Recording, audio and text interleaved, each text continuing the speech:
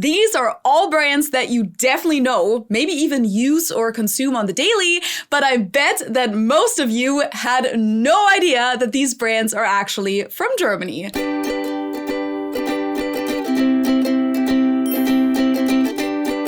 Hallo, Servus, and welcome back to my YouTube channel. My name is Feli. I'm originally from Munich, Germany, but I've been living here in Cincinnati, Ohio since 2016.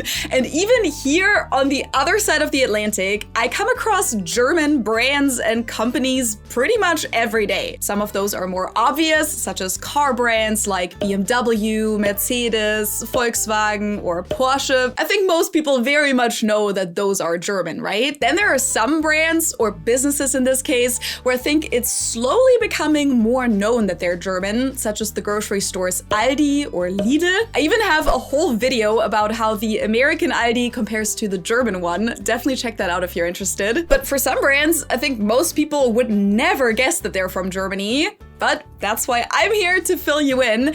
And some of these even shocked me, like especially for number 15.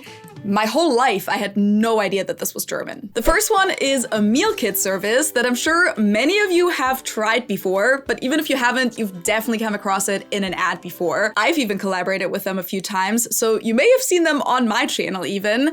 Of course, I'm talking about HelloFresh. In the last few years, this company has been everywhere, it feels like, both here in the US and in Germany, but they also operate in Canada, Australia, the UK, France, Sweden, and several other countries. And especially with that English name, who would have thought that the company was founded in good old Germany, in Berlin to be exact, in the year 2011. If you knew that, please let me know in the comments below, but I had no idea until I researched them for my first collaboration with them a couple years ago. And the same goes for this next company. If you've seen my videos, you may actually know that they're German because I have mentioned it before. I'm talking about one of the biggest language learning apps in the world, not the one with the owl, the other one, Babbel, or Bubble as it's pronounced in the original German, because this company was also founded in Berlin, Germany in 2007. Originally, they were just an online language learning website. Nowadays, most people, of course, use it as an app on their smartphone. To this day, Bubble is headquartered in Berlin, but they do also have a US location in New York. One of my favorite ways to learn a language is watching TV, by the way, because it's something that most of us do anyways, and switching to a different language might feel like a big obstacle at first, but with the LingoPie captions and tools, and especially when you already know the characters and the storyline, you honestly get into it so much faster than you'd think. And it's a great way to get immersed in how people actually speak in their everyday lives without having to travel to the country. Like you'll get used to colloquialisms, slang, and even different regional accents, which is something you wouldn't come across in a classroom setting. My English skills definitely reached the next level when I was a teenager and started watching American sitcoms like How I Met Your Mother or Scrubs in the original English instead of the German dubbed version. At the time, I really only switched because I couldn't wait to watch the brand new episodes as soon as they were released in the US, and in Germany, they usually took another year or so to come out,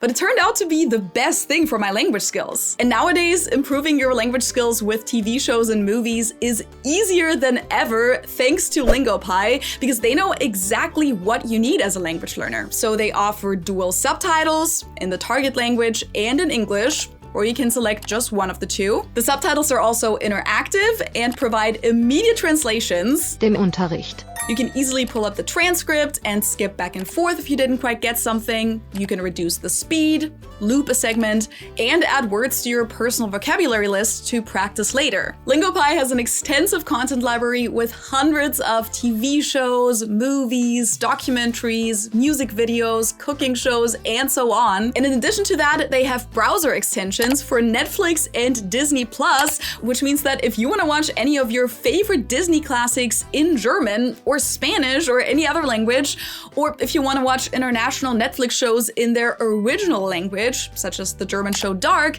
you can easily do so with LingoPie and still have access to all of these amazing tools. The best thing is that you can try LingoPie 7 days for free with my link in the video description below, or if you just scan this QR code, and this link will also get you an exclusive discount. So check it out and enjoy binge watching your way to fluency. Next up, we have one of the biggest telecommunication companies in the world. It's huge in Germany and it's huge here in the US. Two of my favorite American actors even advertise for them. I've got home internet from T-Mobile. It only costs $50 at T-Mobile. Of course, we're talking about T-Mobile, as it's pronounced here in the US. In Germany, the UK, and I think most other countries, it's usually pronounced T-Mobile. When I first moved here in 2016, my very first cell phone plan was with T-Mobile, and it took me a while to get used to the new pronunciation, because in my mind, I was already pronouncing it the English way, but I guess not the American way. It's always belonged to the telecommunication company Deutsche Telekom, which is partially state-owned and used to have a monopoly on landline phone services and at the beginning on internet in Germany. T-Mobile used to be their subsidiary for cell phone service, but since 2010, the company has moved everything back under one roof, which is why the cell phone provider in Germany is now simply called Telekom. But you can clearly tell that they belong to the same company. Even the logos are pretty much the same still. In the US, Deutsche Telekom actually purchased an American wireless company called VoiceStream in 2001 and renamed it to T-Mobile. And here it does still carry that name to this day and is the second biggest cell phone provider after Verizon here. Okay, this next one is on the list because I think most people have no idea that this brand is German, but I feel like you guys probably do know if you've seen my videos about the pronunciation of this brand. I'm talking about Adidas, as we say in German, or Adidas, as Americans say. Needless to say, it's one of the biggest sports brands in the world, but most people don't know that it was founded in 1920s Germany by the brothers Adolf and Rudolf Dassler in Herzogenaurach, close to Nuremberg. Well, at the time, their business was called Gebrüder Dassler Schuhfabrik, and they made custom sports shoes for athletes, particularly soccer players and runners. They had started to integrate the brand new concept of spikes to their shoes, which was pretty revolutionary at the time, and in 1928, their shoes were even used in the Olympics for the first time. Now, one thing about German history is that almost all of the German companies that managed to survive the Third Reich and World War II had some affiliation with the Nazis, whether it was voluntarily or out of necessity. So it's not surprising that both of the Dassler brothers were members of the NSDAP, the Nazi Party, and they even joined the National Socialist Motor Corps, which was a paramilitary organization. Additionally, Adolf was an official in the Hitler Youth. So probably was it a coincidence that they ended up having the nation's only operating shoe factory during the war and mainly produced sports and specialty shoes for the Wehrmacht. Now, the brothers had some disagreements before the war too, but after the war is when they eventually decided to part ways for good. And that's when Adolf, whose nickname was Adi, founded Adidas, which is actually an acronym of his first and last name. Adi Dassler became Adidas. He ended up implementing screw-on spikes, which were a game changer for soccer players at the time, and his shoes were even used by the German national team. But Rudi also founded his own company under the name Ruder, also based on his name, but he later changed the name to Puma, which is actually number 5 on my list because I feel like this is even more unknown than Adidas. Both of these companies became the biggest sports shoe and clothing manufacturers in Germany and some of the biggest worldwide. Also, fun fact, this isn't the only story of two German brothers running a business together and then parting ways over a disagreement. The same thing happened to the Aldi brothers, who, as a result, split their family business into Aldi Nord and Aldi Süd, so North and South, and to this day, the country of Germany is divided by the Aldi equator, so you won't find any Aldi North in the southern part of the country and vice versa. If you want to know more about all of that, be sure to check out this video. Okay, now I always thought that it was well known that this brand was German until I found out that a lot of Americans apparently believe that it's Japanese. I'm talking about Haribo. Yes, the gummy bears. I don't know, maybe people think it's Japanese because the name kind of sounds like it could be a Japanese word, Haribo. In reality though, this is yet another acronym and it stands for Hans Riegel from Bonn, the founder of Haribo. Bonn is a city close to Düsseldorf and Cologne and actually used to be Germany's capital for a while. The company is best known for their bear-shaped gummy candies, Gummibärchen as we call them in German, for licorice candy, and in the 80s they also bought Mauam, which is this really chewy fruit-flavored candy. I was never the biggest fan, and I honestly don't know if that's a thing here in the US. Let me know in the comments if you guys know Mauam here. Next up, we have a brand that you guys might have in your bathrooms, and that is Nivea. Or in the US, I think most people say Nivea. Nivea was first introduced in the year 1911 and belongs to the Hamburg-based company Beiersdorf, who also owns Eucerin, Hansaplast, or Labello, among other brands. Their most iconic product is probably this simple Nivea creme,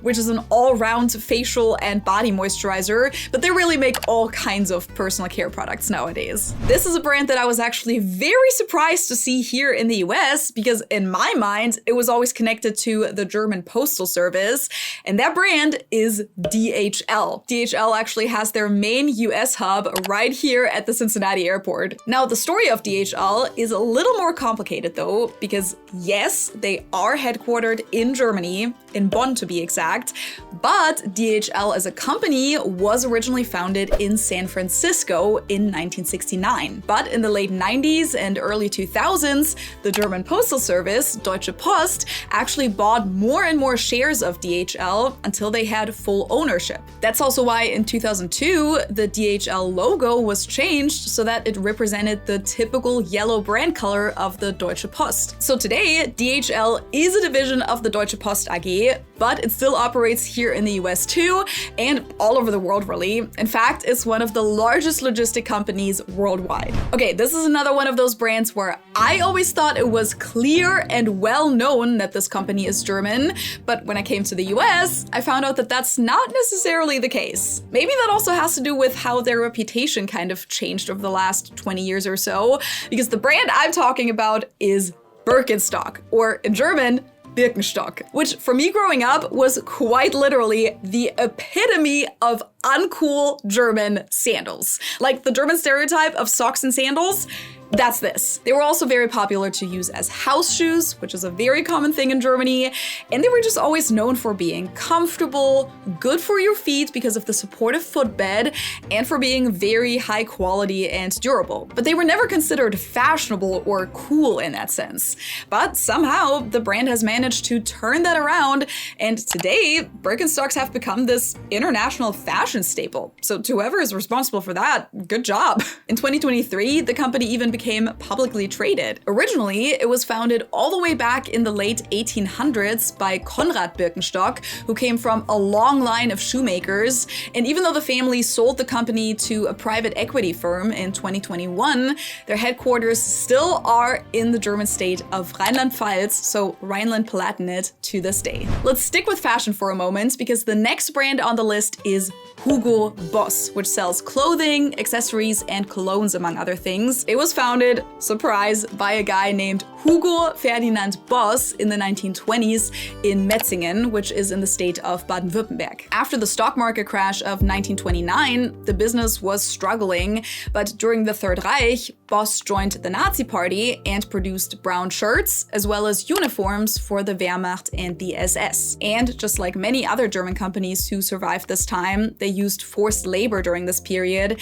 and thereby directly benefited from the Nazi regime and managed to survive the war. After the war, the company eventually focused on ready-made men's suits, which is probably what they're most famous for to this day. If you've ever taken aspirin, or in German we would say Aspirin, you've definitely come across this logo by the company Bayer. They were first founded in the year 1863 and are one of the biggest pharmaceutical companies in the world today, headquartered in Leverkusen, Germany. Fun fact, their name is also part of the soccer club Bayer 04 Leverkusen, because the team is actually a subsidiary company of Bayer. Not only did they invent aspirin in the late 1800s, but they also created the first widely used antibiotic called Prontosil, And in 1989, they trademarked their new cough suppressant, heroin, and marketed it as a non-addictive alternative to morphine for over 10 years. Which, of course, turned out not to be entirely the case. During the Third Reich, Bayer was actually heavily involved in using forced labor, and they even conducted medical experiments in concentration camps. Lovely. Now, I would assume that this one isn't a huge surprise because the German origin is literally in the name, but I feel like it's become such a household name that many people might not even think about it. So I'm here to tell you that the investment bank Deutsche Bank is German and headquartered in Frankfurt. They're huge here in the US, which, as someone who wasn't very involved in the financial world when I first came here, was actually a surprise to me. But Americans usually call it Deutsche Bank or Deutscher Bank or something like that.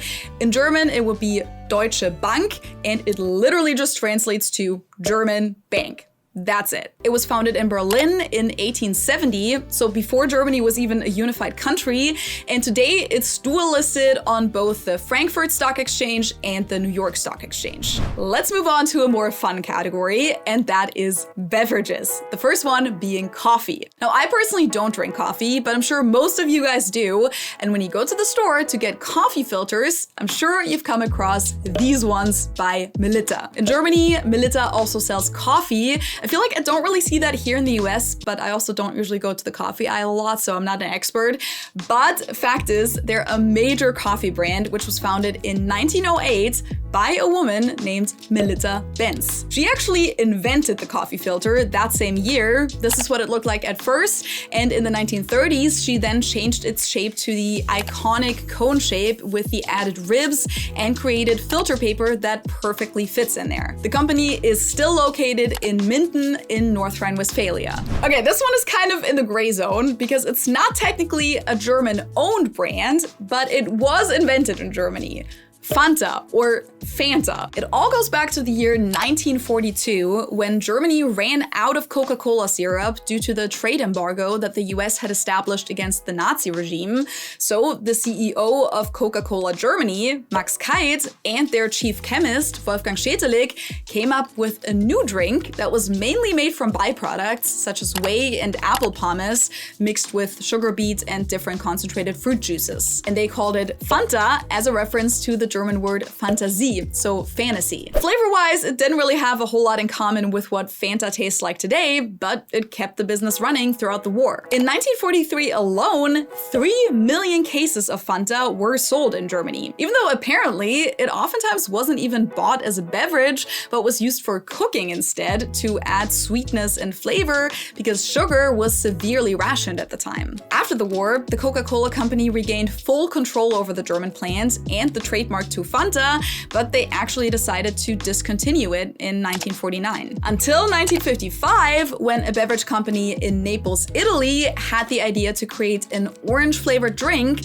which was then bought again by Coca-Cola in 1960, and that's the origin of the Fanta flavor we all know today. Well, kind of, because almost every country actually has their own flavor of Fanta, and I'm not just talking about the difference of American soda being made with high fructose corn syrup, while in Europe they make it with sugar. Like, no, Fanta in the US tastes and looks completely different from Fanta in Germany, and then that one's different from the Fanta in Italy, and that one's different from the Fanta in Russia, and so on. In fact, there are over 200 different Fanta flavors worldwide. And last but not least, let's talk about a beverage that I personally had no idea was German until like a year ago, and I'm still mind blown by it. Capri Sun, or more accurately, Capri-Sonne. Growing up, that was a super popular drink among kids, and like most people, I never even thought about where it came from. When I then saw it here in the US under the name Capri Sun, I just automatically thought, oh, it must be American, and when they expanded to Germany, they just translated the name from Capri Sun to the German Capri-Sonne. Little did I know that it was actually the other way around in this case. Capri-Sonne was actually invented in Heidelberg in 1969 by by Rudolf Wild, who also produced Libella, a fruit-flavored soft drink that was wildly popular in the 50s and 60s and still exists today. At the time, Capri-Sonne stood out due to its revolutionary pouch design that made it really handy to drink on the go, and because the company made sure that it consisted of all natural ingredients. Which of course doesn't mean that it's not full of sugar. The drink quickly expanded to other countries, and in the late 70s, it also came to the US under the name Capri Sun. And the world-renowned boxer Muhammad Ali actually started advertising it. He would say that, just like himself, Capri Sun was the greatest of all time. When you see these in your countries, in your stores, go buy it because it is the greatest like me of all time. Now, unfortunately, it turns out that since 2017, the product isn't actually called Capri-Sonne in Germany anymore. Supposedly, they wanted the brand to have a consistent name around the world, so even in Germany, it's called Capri Sun now. I think they should have just changed the name to Capri-Sonne everywhere else. Okay, let me know in the comments which of these brands surprised you the most, and which of them you already knew were from Germany. Don't forget to check out LingoPie 7 days for free with the link in the info box below. If you're interested in this whole brand topic, and especially in how some of these brand names are correctly pronounced in German, be sure to check out this playlist right here. And as always, you can also watch or listen to this video on Spotify. You can find me on Instagram, Facebook, and TikTok. And if you want to support me and my channel, you can do so by subscribing for free, giving this video a thumbs up, or with the super thanks function down below via Patreon or Ko-fi.com. Thank you guys so much for watching, and I hope I'll see you next time. Tschüss!